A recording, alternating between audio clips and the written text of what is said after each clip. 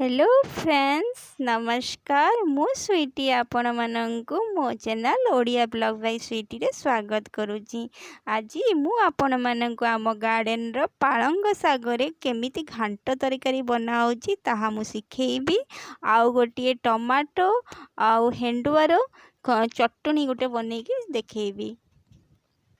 चलंतु देखिबा आम गार्डन रो पालंग शाग इथर टिके भल होईची से गुडी को मु तोलुची।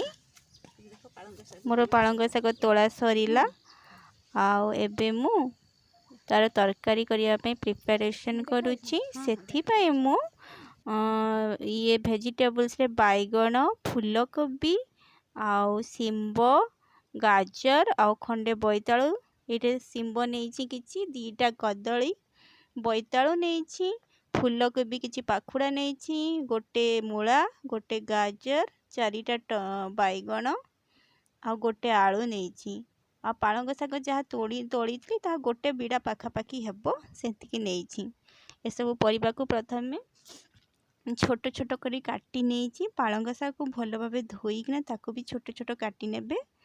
ये देखो परिया काटी नहीं आलू को काटी देइछि हल्दी देखी कदली भी काटिक हल्दी पानी पकई। एठी मु अदा छेचा गोटे इंच अदा छेचा नहीं 2 ରୁ 3 कोला रेसुन को छेची नहीं आउ 4 ରୁ 5 कंचा लंका कटा नहीं। एबे कढ़ई रे 4 ରୁ 5 चम्मच तेल नहीं तेल जिते गरम हो से 5 फुटण गोटे चम्मच पकई तापर सेठे आलू कटा पकई एवं अदा रसुण और कंचा लंका छेचा आउ कटा कंचा लंका कटा पकईकिना भल भाव पहुँची तापर सेठे कदली कटा कदली और अन्य सब वेजिटेबल जहाँ काटी थी छोट छोट से गुड़िक सब पकई एवं लुण आउ हलदी देकिना ताकू ढांकुणी दे दउची। मझिरे मझिरे टाकू चलाउची देखिए वेजिटेबल्स रु पानी बाहर से पानी रे नी एही परिया सब सीझिबे। आपण ध्यान रे बाकी गैस रा फ्लेम को टिके हाई रे रखिबे कारण बैगण पड़ी ना बैगण गुड़ाक भल भाव सीझिबो। सेथि पई जेतेबेले देखिए परिया सब सीझी आसिलानी तापर सेठे मु करी पाउडर पकईची आउ काश्मीरी मिर्च पाउडर से कलर लंका गुंडा से पकईना ताकू आउ थे ढांकुणी देउची आ मझिरे मझिरे ताकू चलाउची। देखिए परिबा सब पूरा भल भाव जेतेबेले सीझी जिवो तापर सेठे आमे टमाटो कटा पकाइबा। एबे मु 2टा टमाटर काटिकिना सेटा भल भाव माने ताकू मझिरे ये करिकिना जगह करिकिना सेटा पकाउची एवं तापर वेजिटेबल दे दउची एवं ताकू सीझिया पे दउची। जेतेबेले टमाटर पूरा भल भाव सीझी जाउची तापर से कटा होइता पालंग शाग को ता ऊपर पकाउची से गुडी को बांफर ही सीझी आ ढांकुणी देबा दरकार हबनी।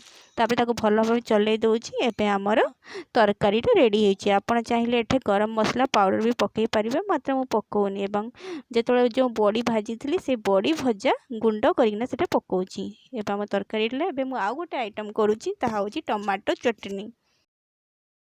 तरकारी हमर पूरा रेडी। टमाटो चटनी में हाफ चम्मच सोस दाना 3टा कंचा लगा 4 ରୁ 5 कोला रसुण को गोटे बाटिकना गोटे पेस्ट स्मूथ पेस्ट प्रस्तुत करेंगे। तापर कढ़ी रे 2 चम्मच तेल नहीं गोटे चम्मच हेंडुआ पकईकिना भाजीबे। जेतेबेले देखिबे जे हेंडुआटी फुटिबा को लागुची एवं तार बास्ना बाहरुची सेतेबेले से हेंडुआ को काढ़ी नेबे। हेंडुआ आपण जानिथिबे कि नहीं यह होची आम पश्चिमांचल गोटे बहुत फेमस ये सेटा होची करडी जानिथिबे करडी रो जो सुखिला साकू आमे हेंडुआ कहूँ। एबे आपे हेंडुआ हमर भजा हो जाई काढ़ी नबा तापर आमे सेई तेल रे आधा चम्मच सोरिष दाना पकेइबा। जेतेबेले सोरिष दाना फुटिबो तापर 4 ରୁ 5टा टमाटो को काटिकिना रखिदबा सेइटे पकेइबा एवं लूण देइना ताकू ढांकुणी देइदबा। जेतेबेले टमाटोटा अधा अधी सीझी आसीबो सेतेबेले आमे जो पेस्ट करिकिना रखिदबा सोरिष दानार सेई पेस्ट को सेइठे पकाइबा एवं हल्दी हल्दी देबा।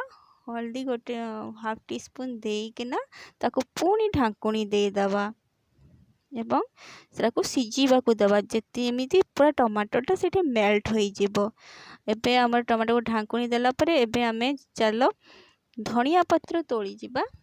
धनिया पत्र आम किचन गार्डन रु तोली के आनिबा।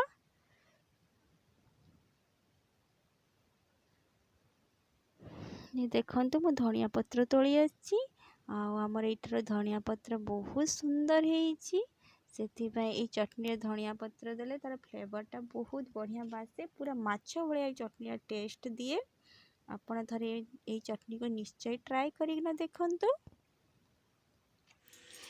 एबे आमे देखिबा हमर चटनी पूरा पूरी रेडी हो जाइए।